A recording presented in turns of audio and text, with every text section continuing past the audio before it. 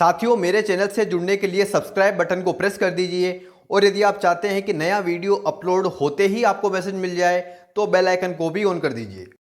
मेरे सभी भी दर्शकों और साथियों, आप सभी को जय श्री राधे। मैं अंकुर जोशी आप सभी का अंकुर एस्ट्रोलॉजी चैनल में बहुत बहुत स्वागत अभिनंदन करता हूं। यदि आप बिल्कुल बेसिक से ज्योतिष सीखना चाहते हैं तो आप हमारे इस चैनल पर ही पार्ट फर्स्ट से ही वीडियो देख सकते हैं। इसमें बिल्कुल ही आसान भाषा का प्रयोग किया गया है जिससे आप आसानी से समझ सकें। इसके साथ ही आप चैनल को सब्सक्राइब अवश्य कर लेवें और बेल आइकन को भी दबा देवें ताकि नया वीडियो अपलोड होते ही आपको नोटिफिकेशन मिल जाए। मेरे प्रिय साथियों, अंकुर एस्ट्रोलॉजी के बिल्कुल बेसिक से ज्योतिष सीखने के बैच भी चलते हैं। यदि आप ज्वाइन करना चाहते हैं तो इस वीडियो के डिस्क्रिप्शन में ही नंबर है, उस पर आप व्हाट्सअप कर देवें। यह वीडियो हमारे लाइव बैच का है। इसमें कुंडली के 12 भाव का रिवीजन और केंद्र भाव, त्रिकोण भाव, त्रिक भाव, उपचय भाव, अपोक्लिप भाव और पर्णफर भाव के बारे में बताया गया है। इसके साथ ही 12 राशियों को भी बताया गया है। यदि आपको अच्छे से समझ आए तो वीडियो को लाइक अवश्य कर देवें। देखिए, कल जो कुछ भी हमने पढ़ा एक बार मैं आपको रिवाइज करवाऊंगा, है ना, ताकि कल जो भी लोग जो है सदस्य हमारे वो कल की क्लास अटेंड नहीं कर पाए हैं वो इन सब चीज़ों को अच्छे से समझ सके और आप सभी का भी रिवीजन हो जाए, है ना।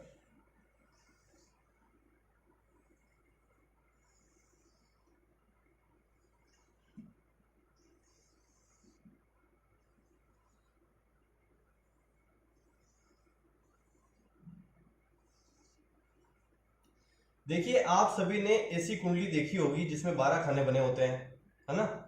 हर भाव को कुछ ना कुछ कहा जाता है। जैसे ये इसको बोलते हैं फर्स्ट हाउस, यानी कि प्रथम भाव। फर्स्ट हाउस यानी प्रथम भाव भी बोलते हैं। ये हो गया सेकंड हाउस, ये हो गया थर्ड हाउस, ये हो गया फोर्थ हाउस, ये हो गया फिफ्थ हाउस, ये हो गया सिक्स हाउस, ये हो गया सेवंथ हाउस, ये हो गया एट, ये हो गया नाइन्थ, ये हो गया 10th, ये हो गया 11, ये हो गया 12। मैंने यहाँ नंबर लिखे हैं, इसका मतलब यह नहीं है कि ये राशियां हैं। मैंने केवल आपको भाव समझाने के लिए, भावों को समझाने के लिए मैंने यहाँ पर पहला भाव, दूसरा भाव, तीसरा भाव इस तरीके से मैंने लिखे हैं। अब देखिए, पहले भाव को प्रथम भाव भी कहा जाता है, दूसरे भाव को द्वितीय भाव, ये सभी तो आप जानते ही होंगे। हर भाव इनमें से हमारे हमारे कर्मों को बताता है। ये पूरी कुंडली क्या होती है? कुंडली हमारे कर्मों का ही प्रतिफल है। जो हमारे गुजरे कर्म हैं, जो हमारे अभी जो हम कर्म कर रहे हैं, इन सब के कर्मों के प्रतिफल को बताने की एक ही विधा है। आप सभी ये जानते हैं कि जो है हम जो कर्म करते हैं उसी तरीके से हमें जो है उसका फल प्राप्त होता है ना। तो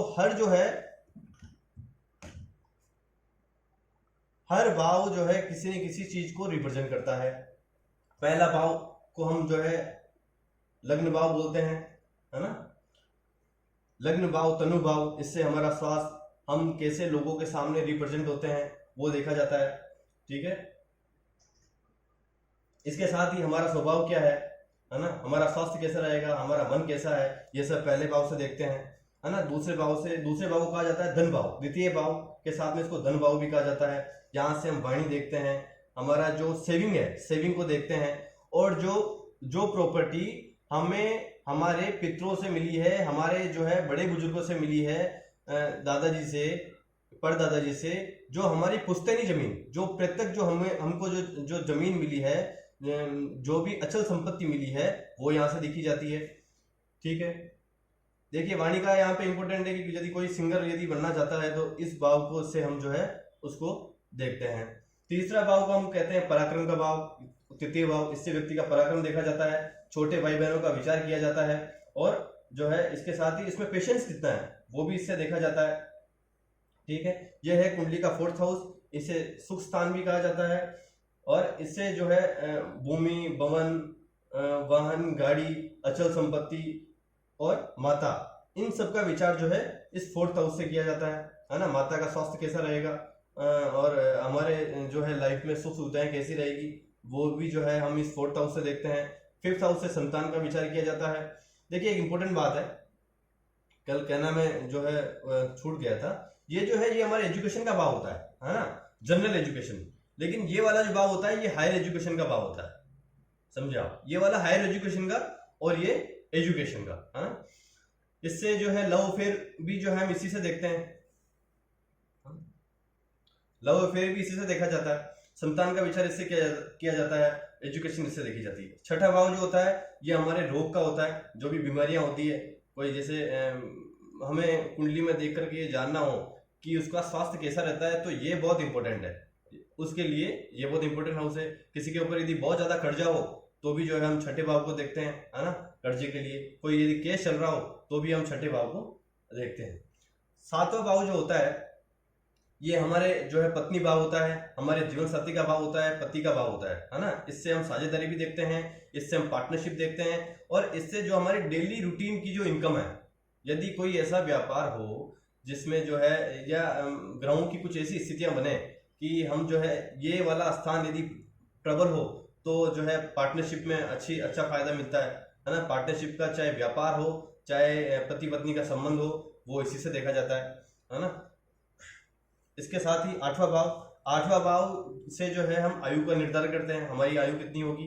और गूढ़ विद्या, देखिए आप सभी भी ज्योतिष जो है सीख रहे हैं कहीं ना कहीं, है ना, इस क्षेत्र में आगे बढ़ना चाहते हैं, तो आठवां भाव जो है ये बताता है कि आप जो है यदि यहाँ पर ग्रहों की कुछ अच्छी स्थिति हुई तो ये हाउस यदि आपका प्रबल हो गया तो आप ज्योतिष के क्षेत्र में बहुत अच्छा जो है रिसर्च करके आगे बढ़ सकते हैं, तांत्रिक कोई बन सकते हैं यदि ये घर जो है इफेक्टिव हो, है ना।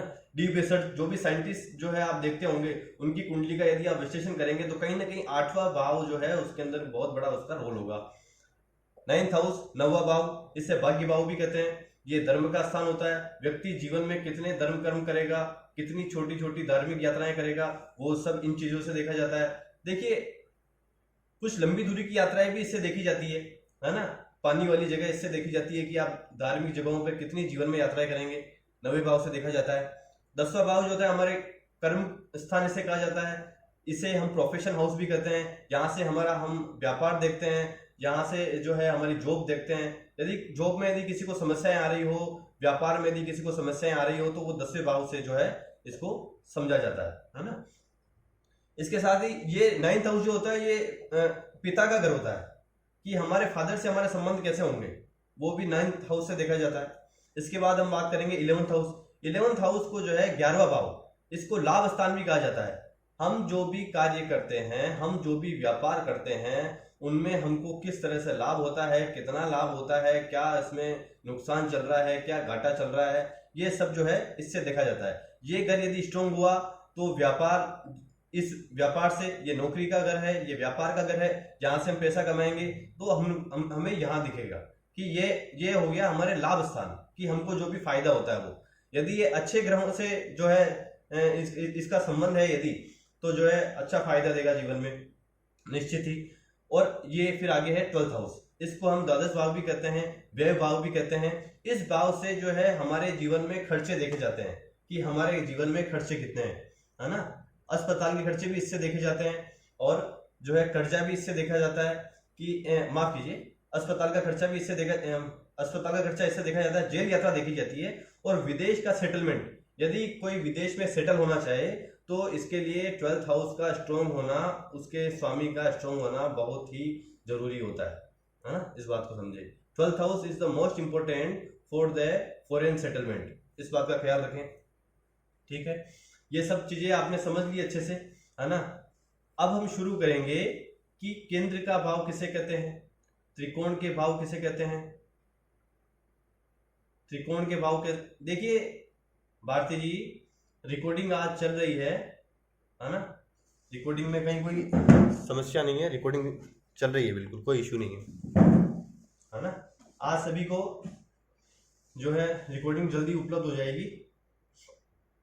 देखिए अब हम समझेंगे कि आखिर कुंडली में केंद्र के भाव किसे कहे जाते हैं। आपने काफी सारे वीडियो भी पढ़े होंगे, सुना भी होगा, केंद्र किसे कहा जाता है, त्रिकोण किसे कहा जाता है, त्रिक भाव किसे कहा जाता है, उपचय भाव किसे कहा जाता है, अपोक्लिम किसे कहा जाता है, ये सब आपने सुने होंगे।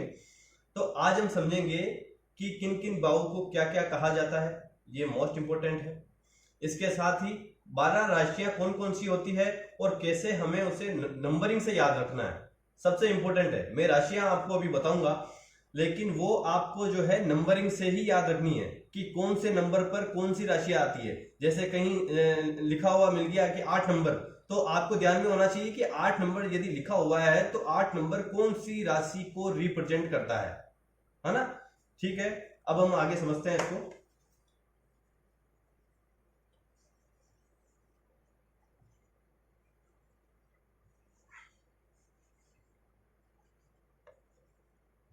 देखिए, ये मैं आपको बार बार नहीं बताऊंगा, मैं केवल आपको पहले भाव, दूसरे भाव, तीसरे भाव, चौथा भाव, 10वां भाव, इस तरीके से ही मैं आपको बताऊंगा। आप बाद में मुझे कह देंगे कि सर पहला भाव किसे कहते हैं, लग्न भाव किसे कहते हैं, सातवां भाव किसे कहते हैं। मैं ये चीजें आपको बार बार रिपीट नहीं करवाऊंगा।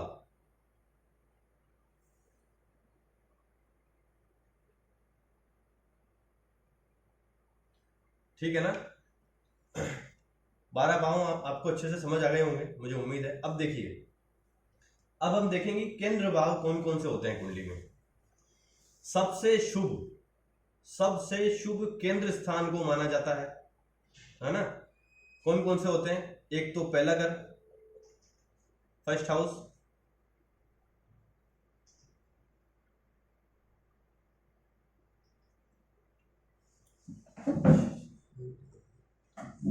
सबको आ रहा है ना व्यू एकदम। देखिए, केंद्र स्थान किसे कहा जाता है, आप इसे नोट करें। एक तो पहला भाव को, एक चौथे भाव को, एक सातवें भाव को और एक 10वें भाव को। इन चारों भावों को सबसे शुभ माना जाता है। इन चारों भावों को सबसे शुभ माना जाता है, इसे आप नोट कर लें। यदि मैं आपको कहूं कि कोई भी ग्रह यदि केंद्र स्थान में हो, तो आपको समझ जाना है कि इन चारों भावों में से किसी भाव में कोई प्लैनेट है, तभी मैं बता रहा हूं, है ना। मैं आपको ये बार बार नहीं बताऊंगा, इसका आप नोट कर लेंगे अच्छे से, है ना। दूसरा, अब त्रिकोण का भाव किसे कहते हैं? त्रिकोण किसे कहते हैं? त्रिकोण कहते हैं पहले भाव को, पांचवें भाव को और 9वें भाव को। इन तीनों को त्रिकोण कहा जाता है ना। पहले भाव को लग्न भी कहते हैं, ये केंद्र स्थान में भी आता है और ये त्रिकोण में भी आता है ना। ये हो गया त्रिकोण, 5वां भाव और 9वां भाव। 5वां भाव और 9वें भाव जो है, और इसके साथ ही पहला भाव, यानी एक ट्रायंगल बन गया। त्रिकोण का मतलब ये है ना, ये ट्रायंगल बन गया, तो इसको त्रिकोण का भाव कहा जाता है। सबसे शुभ जो है कुंडली में केंद्र स्थान होते हैं, और उन्हीं के ही साथ में जो है त्रिकोण भी उतने ही जो है इंपॉर्टेंट होते हैं, है ना, शुभ होते हैं। बहुत ही शुभ भाव होते हैं केंद्र और त्रिकोण, यानी कि पहला भाव, चौथा भाव, 5वां भाव, 7वां भाव, 9वां भाव, 10वां भाव, ये चारों तो हो गए केंद्र स्थान। और इसके साथ ही पहला हाउस, फर्स्ट हाउस, प्रथम भाव, 5वां भाव और 9वां भाव, ये तीनों हो गए आपके केंद्र स्थान। ये आपको दिमाग में बिल्कुल बैठा लेना है कि कोई भी ग्रह, मैंने यदि आपको कह दिया त्रिकोण में है, तो पहला भाव, वैसे पहले भाव को यदि हम प्रायोरिटी पर रखें तो केंद्र स्थान कहा जाता है, समझे। अभी अभी अभी यदि मैं आपको कहता कि 5वें भाव को और 9वें भाव को त्रिकोण कहते हैं, तो शाब्दिक अर्थ नहीं मैच हो पा रहा है। त्रिकोण मतलब एक ट्रायंगल बनना चाहिए, राइट, है ना। तो केंद्र स्थान जो है, लग्न स्थान को प्रायोरिटी पे केंद्र स्थान में ही संज्ञा दी गई है, वो समझने के लिए मैं आपको बता रहा हूं। कोई भी ग्रह यदि कुंडली के केंद्र स्थान में है, और मतलब राशियों का भी जो है अपनी मित्र की राशि में, ये मैं आपको आगे समझाऊंगा, अच्छी राशि में है तो केंद्र स्थान में वो अच्छा ही शुभ फल ही देते हैं, है ना। केंद्र स्थान सबसे शुभ माना जाता है त्रिकोण का, ये इंपॉर्टेंट। अब हम देखेंगे कि पर्णफल किसे कहते हैं, है ना।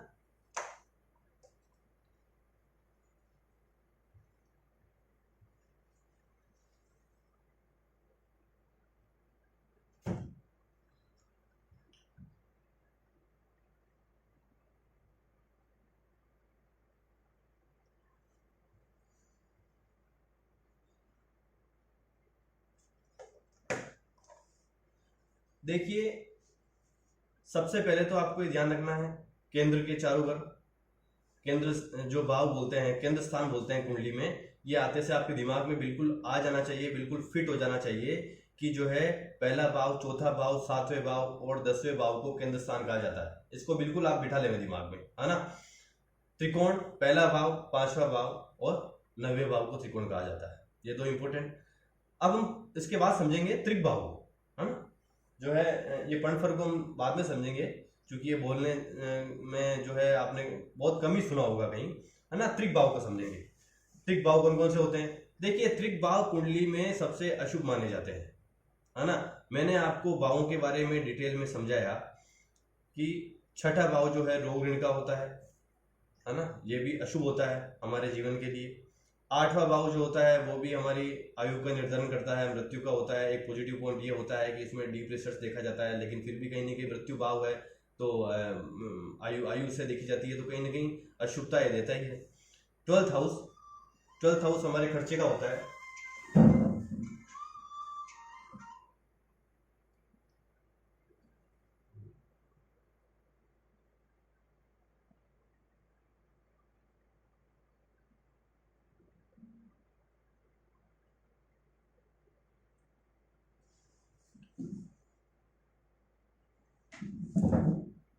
देखिए, 12th हाउस जो है ये हमारे खर्चे का होता है। अस्पताल के खर्चे, जेल यात्रा, इसे भी जो है शुभ नहीं माना गया है, इसे भी अशुभ मानते हैं। तो त्रिक भाव जो हम कहेंगे छठे भाव को, आठवें भाव को और 12वें भाव को। छठा भाव, आठवां भाव और 12वां भाव ये तीनों ही त्रिक भाव माने जाते हैं, है ना। कि यदि कोई भी ग्रह यदि केंद्र में नहीं बैठा हो, इसमें छठे भाव, आठवें भाव और 12वें भाव में यदि बैठा हो, और एक राजयोग होता है, इसका मैं आने वाले समय में आपको बताऊंगा। एक होता है विपरीत राजयोग, है ना। विपरीत राजयोग की कंडीशन में ही ये तीनों ग्रह, जो ये तीनों भाव है, इसमें बैठे ग्रह आपको शुभ फल देंगे, है ना। डेफिनेटली, जैसे इस भाव में यदि विपरीत राजयोग यदि बन रहा है तो आपके ऊपर कर्जा जो है बढ़ेगा नहीं, है ना। आपके ऊपर कर्जा नहीं होगा, आप सेविंग भी कर लेंगे, शत्रुओं पर आप विजय प्राप्त करेंगे, है ना। तो ये सब चीजें जो है मतलब रोगों से लड़ने की ताकत आप में होगी, है ना। आप यदि बार बार बीमार भी होते होंगे तो अपने आप ही ठीक हो जाएंगे। ये जो कंडीशन है ये छठे भाव में विपरीत राजयोग से बनेगी। आने वाले समय में मैं आपको बताऊंगा, आप नोट कर लेंगे कहीं भी, है ना। तो छठे भाव, आठवां भाव और 12वें भाव को जो है त्रिक भाव कहा जाता है ना। इसको भी आप नोट कर लेंगे। अब हम देखिए, मैंने जो आपको केंद्र भाव, त्रिकोण भाव और त्रिक भाव, ये तो बिल्कुल आपको अपनी प्रैक्टिकल लाइफ में ऐसे अपनाना ही है ना। बाकी जो होते हैं जैसे पर्णफर, अपोक्लिम, उपचय, ये तीनों जो होते हैं ये मैं आपको बता देता हूं, लेकिन इनको आपको याद रखना है ना। बेसिकली जो है इनका वो प्रैक्टिकल लाइफ में इतना कुंडली देखने में इतना वो नहीं होता है, इतना जैसे सिखाने में भी या कहीं भी आपने सुना भी कमी होगा। केंद्र स्थान त्रिकोण और आपने त्रिक ही ज्यादा सुना होगा, है ना। अब देखिए, ये पर्णफर क्या होता है? पर्णफर बोलते हैं दूसरा भाव, पांचवा भाव, आठवां भाव और 11वां भाव, इनको पर्णफर बोला जाता है। दूसरा भाव धन का होता है, पांचवा भाव संतान का होता है, हमारी एजुकेशन का होता है, लव लाइफ का होता है, आठवां भाव हमारी आयु का होता है और 11th हाउस हमारे लाभ स्थान का होता है। इसको आप नोट कर लेंगे, है ना, कि इसको पर्णफर बोला जाता है। मान लीजिए आप ज्योतिष सीख रहे हैं, किसी ने पूछ लिया कि पर्णफर भाव कौन कौन से होते हैं बताइए, है ना, तो इनको कहा जाता है बेसिकली, है ना। ये आप नोट कर लेंगे। अब देखिए, अपोक्लिम भाव कौन से होते हैं? अपोक्लिम, है ना। अपोक्लिम भाव होते हैं तीसरा भाव, छठा भाव, 9वां भाव और 12वां भाव। इनको जो है अपोक्लिम भाव बोला जाता है ना। इसको भी आप नोट कर लेंगे। अपोक्लिम भाव किसे बोला जाता है? तीसरा भाव, छठा भाव, 9वां भाव और 12वां भाव, इनको अपोक्लिम भाव बोला जाता है ना। इनको आप केवल याद रखें, या आपके कहीं भी जो है ऐसी इसमें कुंडली प्रिडिक्शन करने में कहीं कोई आपको समस्या नहीं आएगी इसमें, लेकिन आपको याद रखना है ना। अब देखिए, अब उपचय भाव कौन से होते हैं? मैं वैसे आपको नोट्स भेज दूंगा, कल जैसे मैंने भेजा था, आज टेलीग्राम पर भेज दूंगा। देखिए, उपचय भाव कहा जाता है तीसरे भाव को, छठे भाव को, 10वें भाव को और 11वें भाव को, है ना। तीसरे भाव को, छठे भाव को, 10वें भाव को और 11वें भाव को जो है उपचय भाव कहा जाता है। ये भी आप नोट कर लेंगे, इससे भी आप याद कर लेंगे, है ना। एक बार मैं रिपीट करवा देता हूं आपको दोबारा। सबसे पहले आपको याद रखना है कि केंद्र स्थान कौन कौन से होते हैं। First house, fourth house, seventh house और 10th हाउस, है ना, ये कुंडली के केंद्र स्थान होते हैं। त्रिकोण कौन से होते हैं? पहला भाव, पांचवा भाव और 9वां भाव त्रिकोण होते हैं। त्रिक भाव कौन से होते हैं? छठा भाव, 8वां भाव और 12वां भाव, इसे हम त्रिक भाव कहते हैं। और पणफर कौन से होते हैं? दूसरा भाव, 5वां भाव, 8वां भाव और 11वां भाव, इसे पणफर कहा जाता है। अपोक्लिम किसे कहते हैं? तीसरा भाव, छठा भाव, 9वां भाव और 12वें भाव को अपोक्लिम भाव कहा जाता है। उपचय भाव किसे कहते हैं? तीसरा भाव, छठा भाव, 10वां भाव और 11वां भाव, इसे उपचय भाव कहा जाता है ना। अच्छे से आपको समझ में आ गया? बिल्कुल नोट कर लिया आपने?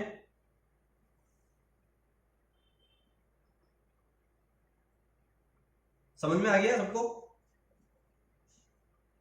जो कोई भी यदि प्रश्न हो तो आप ग्रुप में डालिएगा ना, अभी नोट कर लीजिए आप। कोई भी यदि आपको प्रश्न हो तो आप नोट कर लेवें और ग्रुप में डाल देवें, वहां आपका सॉल्यूशन जो है कर दिया जाएगा। सभी को आ गया?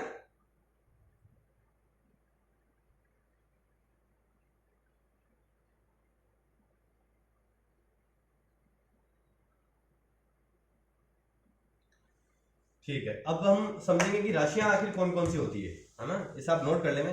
देखिए, राशियों को आप याद कर लेंगे, लेकिन आपको उसी क्रम में याद करना है जिस क्रम में मैं आपको यहां लिखूंगा। यदि आपके गड़बड़ हो जाएगा तो आपका प्रिडिक्शन ही गड़बड़ हो जाएगा।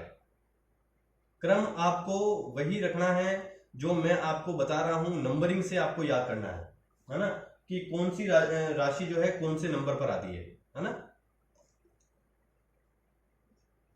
पहली राशि कौन सी होती है? 1 नंबर की मेष राशि।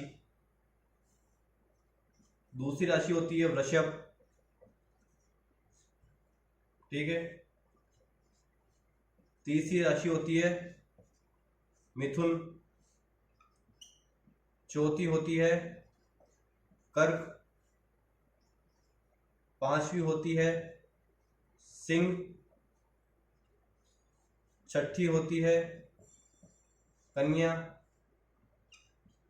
सातवीं होती है तुला। आठवीं होती है वृश्चिक। नवीं होती है धनु। 10वीं होती है मकर। 11वीं होती है कुंभ और 12वीं होती है मीन। मेष, वृषभ, मिथुन, कर्क, सिंह, कन्या, तुला, वृश्चिक, धनु, मकर, कुंभ, मीन, ठीक है। ये जो मैंने राशियां यहां लिखी है, इन सभी को, जो राशियों को आप नंबर के साथ ही याद करें। जैसे बोल दिया कि किसी भाव में लिखा हुआ है 6 नंबर, मान लीजिए किसी भाव में लिखा हुआ है 6 नंबर, तो आपको वहां ध्यान में आ जाना चाहिए कि 6 नंबर लिखा हुआ है, इसका अर्थ ये होता है कि वहां कन्या राशि है, उस राशि के स्वामी। देखिए, मैंने जो आपको कुंडली बताई, कुंडली के 12 ही भाव बताए, इन 12 ही भाव को आप इस तरीके से समझें कि 12 भाव तो हो गए। जैसे आप जहां कहीं भी रहते हैं, जिस भी कॉलोनी में आप रहते हैं, आपके मकान नंबर तो फिक्स है, मकान नंबर बदलते कभी नहीं है ना। उसमें मकान मालिक बदल सकते हैं, उसमें किराएदार बदल सकते हैं, लेकिन मकान नंबर कभी नहीं बदलते हैं। तो मैंने जो आपको कुंडली के सभी भावों के बारे में जो बताया, जैसे पहला भाव, दूसरा भाव, तीसरा भाव, ये वही रहेंगे, भले उसमें कुछ भी नंबर लिखा हुआ हो। उसमें यदि किसी भी भाव में, यदि लग्न भाव में जो पहला भाव होता है, यदि उसमें 5 नंबर भी लिखा हुआ हो, तो भी वो पहला भाव ही कहलाएगा, तो भी वो पहला भाव ही कहलाएगा, है ना। तो पहले भाव में यदि 5 नंबर लिखा हुआ हो, तो आपके ध्यान में आ जाना चाहिए कि 5 नंबर लिखा हुआ है, इसका मतलब जो है सिंह राशि वहां है ना। ये आपको ध्यान रखना है। जैसे 9वां भाव धर्म का होता है, मैंने आपको बताया, यदि वहां पे 10 नंबर लिखा हुआ है, देखिए